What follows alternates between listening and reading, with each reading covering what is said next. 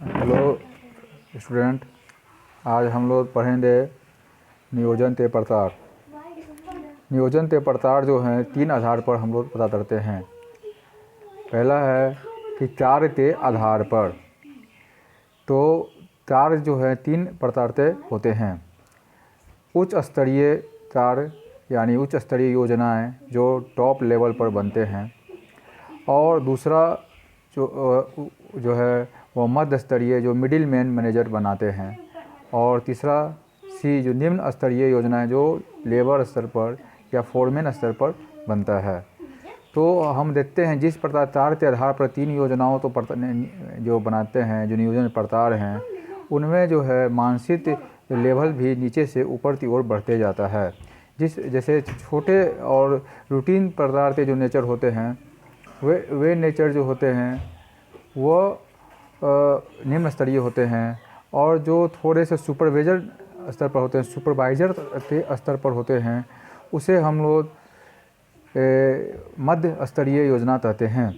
और उच्च स्तरीय योजना जो होते हैं वो टॉप लेवल पर होते हैं, जिनका काम होता है कि दीर्घकालीन योजना बनाना, ब्लूप्रिंट बनाना, और मतलब ऊपर के स्तर पर मतलब राष्ट्रीय और अंतर्राष्ट्रीय व्यापार में के लिए वो उसके लिए जो योजना बनते हैं, जिसे हम लोग रणनीतिक योजना कहते हैं। स्ट्रेटजी जो बनता है वो उच्च स्तरीय पर बनता है। उसी प्रकार हम अवधि के अनुसार हम नियोजन तो भी 3 प्रकार से बांट सकते हैं। जैसे पहला है अल्पकालिक योजना। अल्पकालिक योजना ऐसी योजना तो कहते हैं जो प्लानिंग 1 साल के अंदर ही किए जाते हैं, यानी 1 साल से कम समय के लिए जो योजना बनते हैं उसे अल्पकालीन योजनाएं कहते हैं। मध्यकालीन योजना जो होता है, जिसकी अवधि जो होती है वह 1 वर्ष से अधिक लेकिन 5 वर्ष से कम होती है, यानी यह योजना जो होता है वह पंचवर्षीय योजना, 3 वर्षीय योजना या 1 से अधिक वर्षीय योजना होती है। दीर्घकालिक योजना जो होती है वह 5 वर्ष से अधिक और अधिक समय के लिए तैयार की जाती है। इसे हम लोग दीर्घकालीन योजना बनते हैं।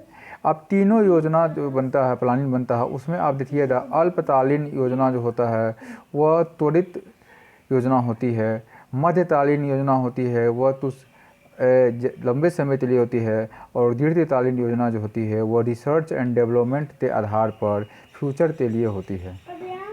इसी प्रकार हम देखते हैं प्लानिंग का जो तीसरा प्रकार है वह उपयोग के आधार पर है।